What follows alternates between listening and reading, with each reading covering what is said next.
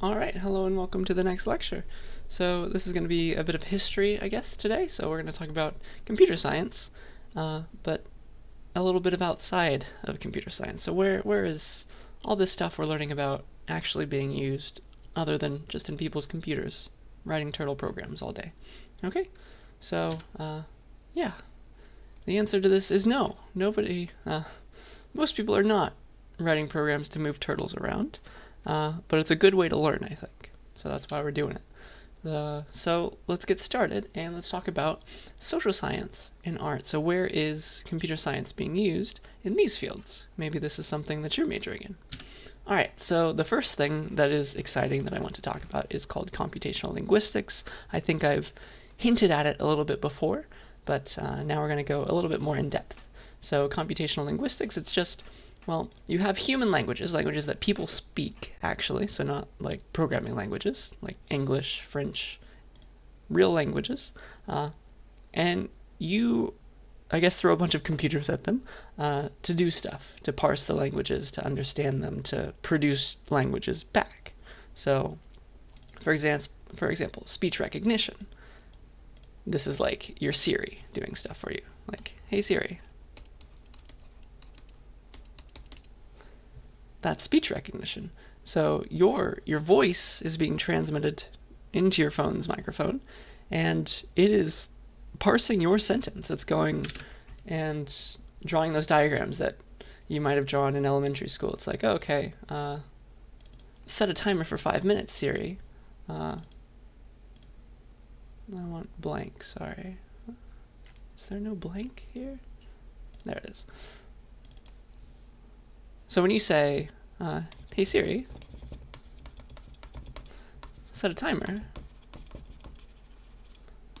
for 5 minutes, this is what it's doing.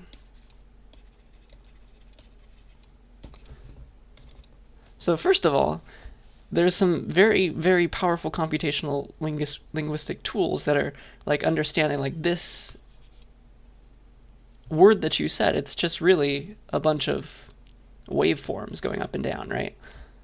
They're translating that into like the word, hey, he said hey. Yeah? They're going to do that for every word. And at that point, they know exactly what you said in text, okay? So this is like voice. Then they go to text, or something similar. And so then they have the sentence in text form. So I can go and copy that, hopefully. Almost. And then after you have it in text form, then you can do the grade school stuff of like parsing it and like figuring out what this all means.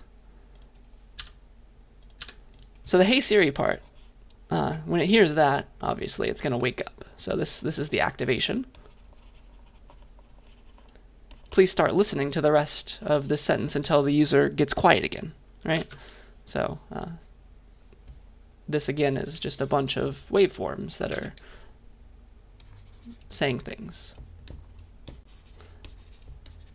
And then eventually you're going to stop talking, and that's how it knows that you're done. Okay, so just silence. And then finally it's like, okay, here's the real sentence. Here's the thing that I was supposed to listen to. And it got that, and it converted it to text. So what in the world is this all meaning? So it probably has inside of its bag of tricks, it knows that these 3 words are important. Like this is a command. Here's the verb. Here's the object. Yeah. Here's a preposition.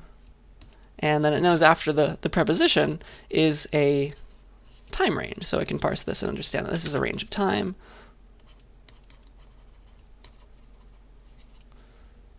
Okay. So yeah, it's doing that whole subject-verb-object thing that you might have done in grade school. And that's how it knows what you're talking about and what you're thinking, okay, and what it wants you to do. So then it's going to go and like, okay, I understand this command. I'm going to go and set a timer for you for 5 minutes. And hopefully that's exactly what you wanted, which is beautiful. So that's speech recognition and what you can do with it, okay? And then speech synthesis is wonderful. That is your computer talking to you. That's like yes, I set a timer. for 5 minutes. It's like, okay, I did it. And so your computer can talk back to you. That's speech synthesis. And speech recognition is really a subfield of what's known as natural language processing. So what I just took you through, this is really an example of what's known as natural language processing. Okay? So you process the language, you do something cool with it. NLP for short, natural language processing. Okay? So I guess we'll just read this out loud. The ultimate objective of NLP, which is natural language processing, and NLP, it's to read, decipher, understand, and make sense of the human languages in a manner that is valuable. So in theory, this is super valuable to be able to set a timer for 5 minutes, or do more than that. Okay, so that's the idea. And maybe you've seen, like on websites, places where you can go and like chat with a automated human, like it has a real picture of a human, maybe it even talks back to you, but not really. All the websites where you buy things, a lot of the time they have these human assistants, and you can ask it questions. And what it's going to do is it's going to do the same concept here. It's like it has a set of commands that it recognizes. It has a set of features that it knows about, like, okay, if I'm going here because I want to buy like a credit card or something. So it knows how to help you choose the credit card or something like that. Okay? So it knows how to respond to certain subjects. Okay? Certain subjects, certain verbs, things like that. Okay? And it will help you by trying to parse this sentence that you give it using this idea called natural language processing. So super fun. Natural language processing is, I guess I should have arrows in the other direction maybe. A sub-area of natural language processing is speech recognition, and a sub-area of computational linguistics is natural language processing. So this is how the hierarchy goes. Okay? So that's fun stuff. NLP. Let's talk about more social science stuff. So human-computer interaction is just the study of the way that humans, people, use computers. And I'm sure you've seen plenty of videos with like cats playing games, monkeys playing games. So sometimes the interfaces work for more than just humans, but we call it human-computer interaction, or HCI for short. Okay, and the reason, like, I have a mouse that I'm moving right now, that we have screens with windows on them, and it's not just a bunch of it's not just a bunch of text on a terminal anymore for most people. It's because of human-computer interaction research. Okay, so we have these researchers to thank for our graphical user interfaces, for our mice. For example, mice were invented by Xerox, so the fax machine, or not fax machine, copier machine company. That's all you think about them these days, but they had a really cool research group in the 70s. And so mice were invented by Xerox. Graphical user interfaces were also made popular, if not invented, by Xerox. And then secretly they showed them to Apple, and they managed to actually like make a product out of them to sell. Okay? So we could all be owning Xerox phones if things went a bit differently. So yeah, human-computer interaction is a great thing, and besides this computer that I'm presenting to you on, you have augmented reality is one of the newer things that came out of this kind of research. And so you have Pokemon Go, you have fun apps that like you can scan a code and like you can play games with little QR things, like you put these little pieces on a desk and now they're animated or something. Like you put your phone over them and suddenly it shows like a real life object. It's beautiful. But that's the same thing that is going on with Pokemon Go. It's like discovering the way that space is arranged inside of this picture. So it's getting information from the camera up here, and it's finding the horizon. It's figuring out, okay, which way is perspective going? It's like, okay, there's some perspective lines. Things are getting farther away. There's maybe a straight line perspective, and so it's like drawing a little grid for you inside of its memory, and so it knows the relative distances and sizes of things. Maybe it notices that that's a tree, and it's like, okay, trees are usually large, so this is how I can gauge where I am in space right now. And so with all of that, it knows, like, okay, here's Pikachu, here's the ground. I'm going to place Pikachu right here. Like, pretend that I'm going to estimate 5 meters away or something. Okay? That's a lot of work that's going on inside of your phone, which is really just a tiny computer, right?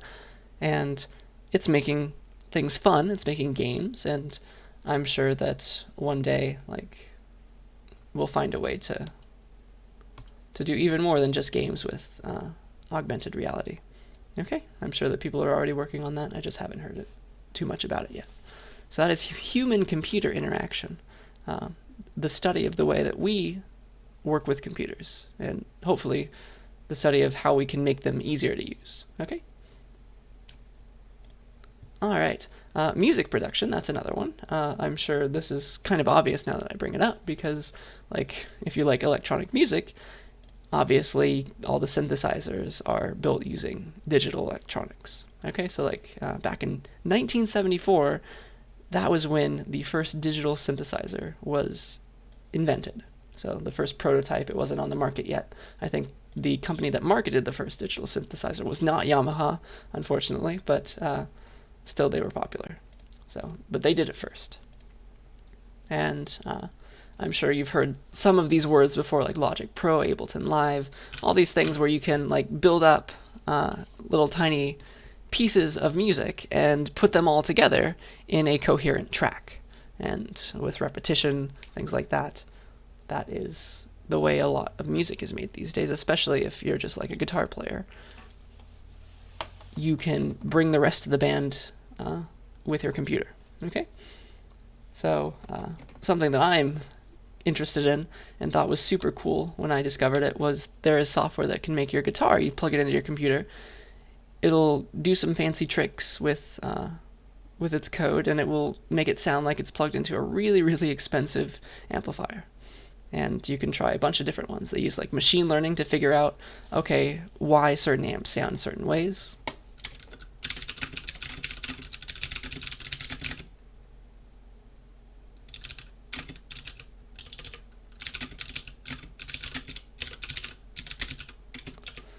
And so it's all just coming full circle. Computer science is not just about writing programs, it's about helping people. Okay? And then finally, this thing, last thing in this subsection is about digital art. So this is the topic of your next essay that hopefully you're working on right now, right? So digital art, you have a computer in front of you, but now you're also making art. So there's no longer just like an easel and paper. It's suddenly you have a computer screen. You have like a tablet. And then there's your laptop at the same time, and like maybe it has the same picture on it. And you have a little stylus, like the one I'm using right now, and you can make beautiful artwork on your computer entirely. So people are making probably a lot of really good art right now in Photoshop, because that's the hot thing. That's where all the money is right now, digital art. Think of people like making games, for example. They have to design a lot of characters and features and landscapes and things like that. Same with like animated movies. You have very, very talented artists working entirely digitally these days. Okay? Maybe I should write that.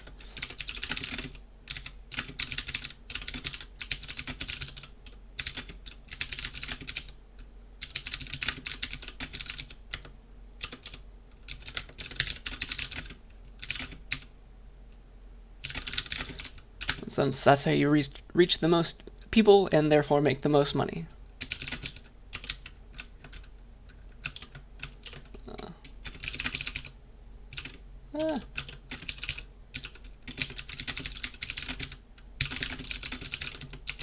And speaking of animated films and things like that, a lot of people, there was a jump made back in like the early 2000s or the late 90s to 3D, right? Like Toy Story and things like that. So 3D artwork is a brand new thing too, and so it's kind of like the analog of sculpture. Yeah. So it's like you're sculpting on a computer.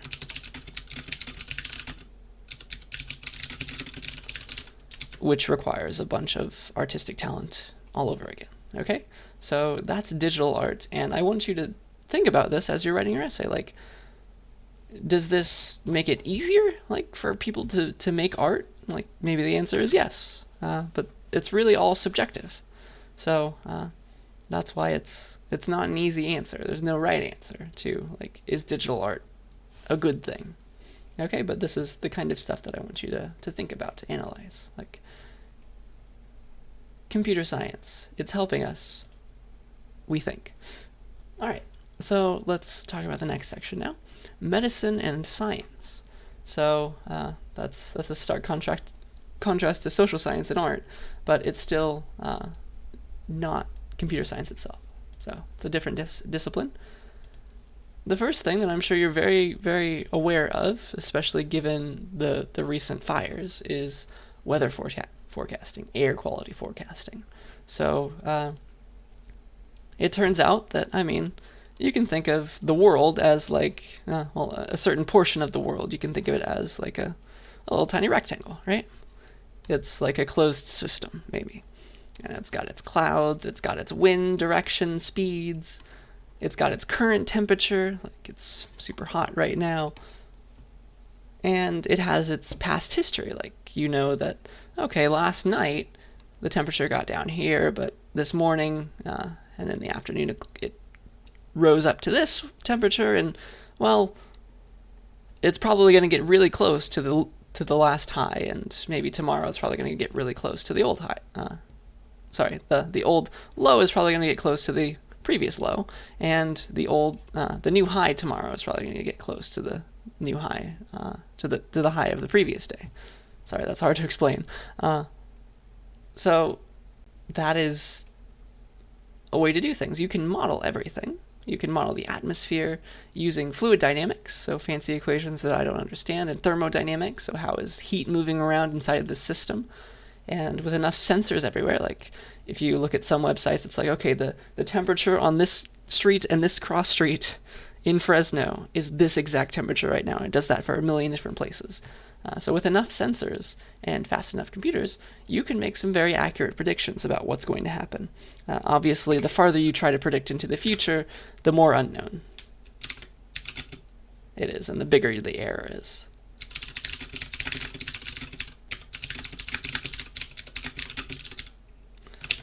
The more the errors compound.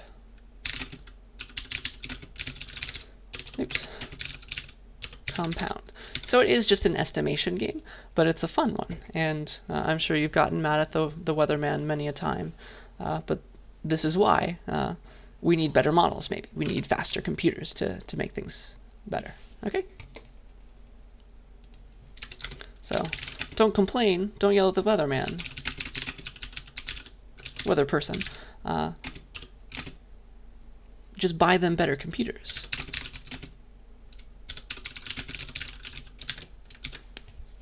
And pay for the research into these models, okay?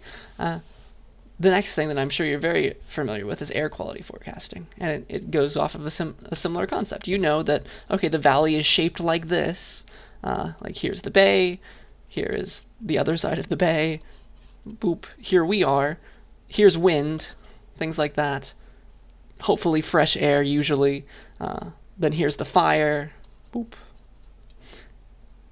and like there's wind in all directions, and what is the air quality going to look like tomorrow? Again, they're going to run all of these fluid dynamics, thermodynamics equations, I guess more fluid dynamics in this case, and hopefully they'll come up with an accurate judgment for the next day. And you might have noticed very recently that this model is not always right. Like you go to that special website for like valleyair.org or something, and it was quite wrong some days, and that was due to the size of the wildfires probably. The model knew nothing about them, so like it goes off of history. computers make predictions based on what it's seen before. And these recent wildfires were unprecedented.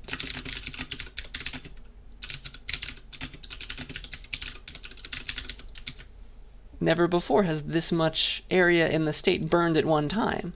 And so you've got horrible, air coming from all directions, and suddenly this small, tiny rectangle that we used to model the valley wasn't enough.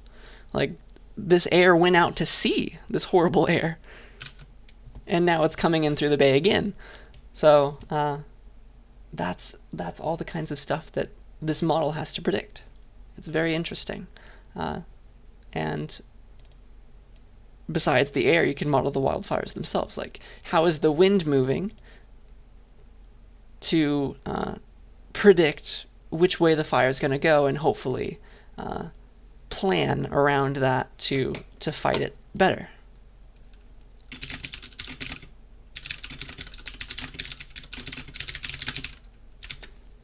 With minimal damages and things like that. Okay, so this is a very interesting topic. I'm interested in it. Weather forecasting. All right. I'm just throwing a bunch of cool things at you today, if you don't get the pattern yet. So the next thing is genome sequencing, and this is a very recent thing. Well, relatively recent. Computers, it took a while, but we have managed to, for the most part, obtain a complete sequence of human DNA, a sequence of the useful parts of DNA, at least. And this happened back in 2007. It was very expensive to do back then. So we have a complete human genome for the most part, which is fun. And obviously this is the work of more than just computer science. This is engineering plus computer science, of course.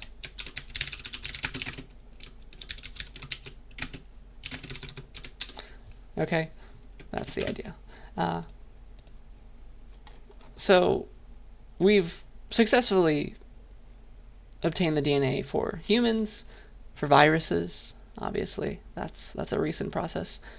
That's hopefully going to be very helpful for us. And another thing is this thing called 23andMe, if you've heard of that. This has become more popular,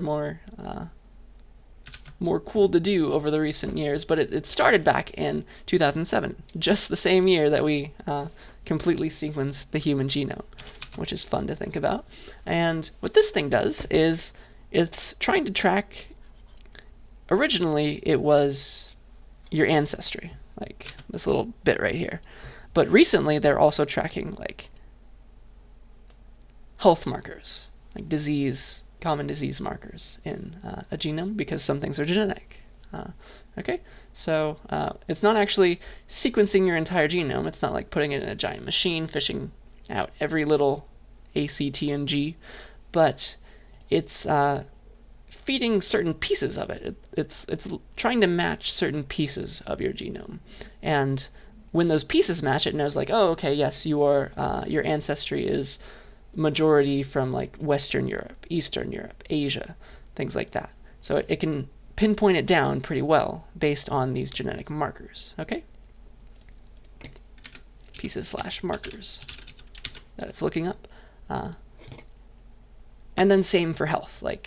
Certain diseases are genetic, and they themselves, in people who have these diseases, there are certain markers in a genome that put you at high risk for a certain disease. And so that's a recent thing, and so it's a really, really exciting field, I think, because suddenly, if there's this disease that's probably going to hit you at age 30, you can get tested for that as an infant and know that it's going to happen most likely and plan for it. So that is a really, really interesting concept, I think, genome sequencing. And it's only going to get better and cheaper over time. Okay, that's beautiful, and it's fun to think about. All right, how about robotic appendages now? So it's again a combination of engineering and computer science. But this is really cool stuff, and really recent cool stuff as well. So 2019 is when the last cool thing in my mind was done. So prosthetic arms. Let's talk about those. Or actually, let's talk about when you have no need for a robotic appendage. Let's talk about that at the moment. So in your brain, obviously I am not a doctor, I am not a biologist. I am a doctor, but not the right kind of doctor. This is what happens when you want to move your arm. Like, you are sending signals in your brain like, hey, arm, please move for me. And it's going to go like, oh, yes, I know what that means. I know how to do it. I'm going to move this arm because I have an arm right now. Okay? So it's generating signals. It's doing all these things. Okay? So when you have a prosthetic arm, if you have your arm amputated, you are still making the same like sequences of thoughts in your brain to say like, hey, arm, please move, and it's sending those signals to nerves still. Like, there's still nerves that get signals down here if you are an amputee. Okay, and those signals can be hooked in at the arm to control the prosthetic arm. Okay, which is really, really cool to think about. Technology is awesome. Okay. Robotic arms, so this is the difference. If you've never heard of the difference between like a prosthetic arm versus robotic arm. So back in the day, robotic arms worked like this. So they were not the best. Jerky movements were produced. But again, your brain is sending signals to hopefully your arm, but they don't make it there, okay? Because there's some damage. And therefore, if you plug the robotic arm into the brain itself, so that it doesn't have a chance to go through the damage part, suddenly you can now move this arm again, even if like you have no movement from the waist down or from the neck down, which is beautiful. So suddenly we can hook into the brain itself, not just nerves, okay? Which is awesome. And so I think this article I took from 2015 when you still had to hook into the brain, and it was actually a very nice prosthetic arm, a robotic arm that allowed you to move it very smoothly. So you still had to hook into the brain back in 2015. But now, in 2019, people are researching, and obviously they were still researching it back in 2015, but they made a breakthrough where you can just put some a special hat on. I don't know how to explain it. You put a lot of sensors on just your head,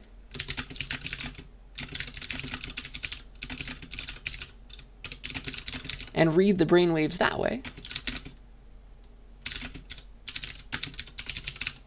They made a way to actually control a robotic arm without having to hook into the brain. That requires surgery, of course. Like, you don't have to plug into the actual brain itself. So you only needed to put a bunch of sensors on someone's head and read the brain activity,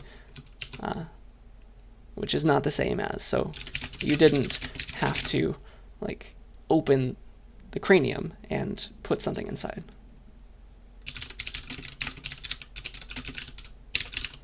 To like hook into the nerves themselves. Okay, robotic appendages. This is way beyond my understanding, but hopefully I've at least convinced you that this is really cool stuff. Okay, so that's robotic appendages.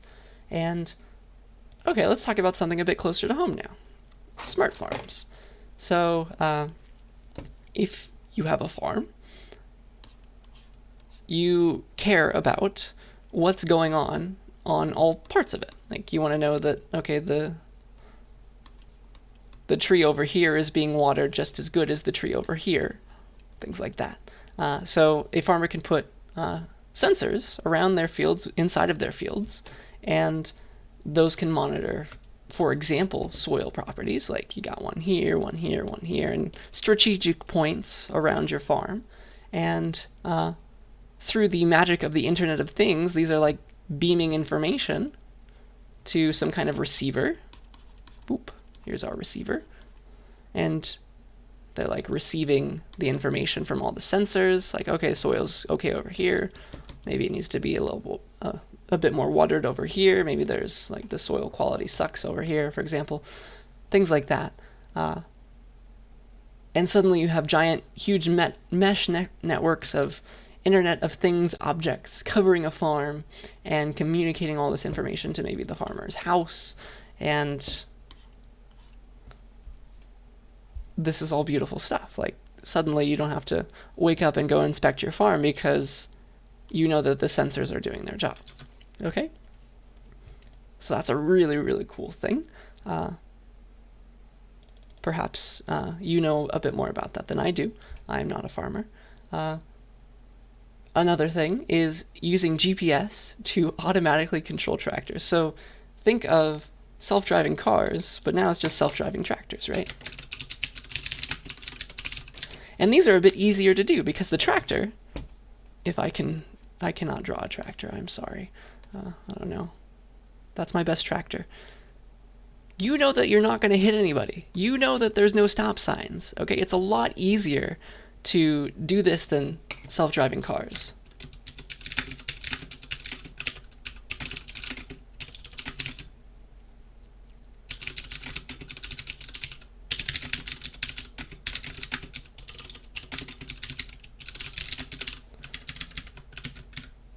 Because you know you're not going to hit anybody. There's no traffic rules to obey.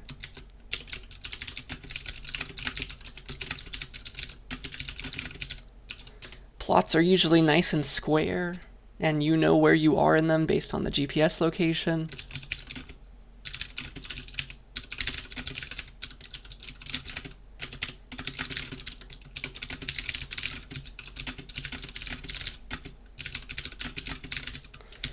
So that's really nice. The one thing that could go wrong, I guess, is somebody runs into your field and suddenly there's a traffic rule to obey now. You don't want to hit them. So you'd have to maybe put a sensor on a tractor that, if you don't want it to kill somebody. And then also the GPS information can sometimes be bad. Like maybe you've driven in your car and suddenly it thinks you're on the other side of the freeway or something. So GPS information is not always the best, especially if you have large buildings near you or like huge metal objects, I don't know, magnets, things like that. But usually on a farm, it's a very flat area, so things are not looking too bad there. So self-driving tractors, if you can believe that. And then now we have also big data. If you've heard that buzzword, it's a word that I love to hate, but it's a thing. So you can use big data / machine learning technologies to make predictions. It's just glorified statistics to make predictions and plan ahead for maybe the next growing season. So suddenly, because you have all these sensors, you can make better predictions.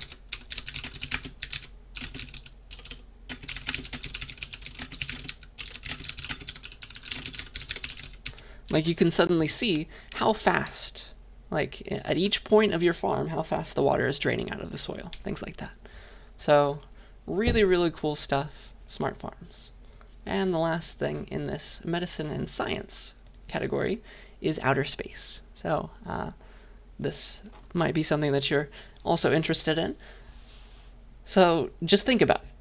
Anything that we've done in outer space, going back to the first Apollo missions when people are they're by hand programming the assembly code, the low-level code in the wires themselves for the spacecraft. Sorry, my cat is trying to knock down the door. I don't want him to come into the room and play with the wires right now. But I will play with him after this lecture, I promise. Okay, outer space. Yeah, so suddenly we have computers to do whatever we want. We can control a rocket. We don't need any people in this rocket anymore. Like it can just go on its own. This looks like a carrot though. That's okay. It knows, like there's sensors that you put on a rocket to know, like, okay, this is this is the way I'm facing, this is my current altitude, this is my current speed, things like that. And obviously, if you have humans inside of the rocket, they can control this as well and see all these readings. But you need a lot of information. You need to, like if you're going to the moon, for example, you need to be calculating every second, like the path that the moon is taking because you're trying to get to it, and you need to line up with it. So everything that we have done with space at all was made possible because of computers and the technology that we've made around them. So just a few examples, and that'll be that. So telescopes, for example, you got the Hubble telescope who's taking pictures of wherever we point him to take pictures to. I don't know what he looks like. I think it's just a cylinder with a bunch of like panels, right? So here's the camera or something. I don't know. Maybe that's the camera. And based on the Earth, like here's the Earth down here, we're sending signals to, like, here's us, there's Canada, Mexico, South America, whatever, Florida. And we are sending signals to this telescope, and it knows, like, because of its software, okay, I want to move the camera a little bit this way because I need to look at this black hole or something. And I need you to, like, stay focused, please, camera, on this very, very distant object that is moving because you're moving. Okay? Things like that. We have to program these things. We have to program the telescopes. We have to program everything. And what is the telescope but not a satellite? So we also have telescopes on Earth that are doing the same thing, tracking like celestial objects, because the Earth is moving, so we have to track them.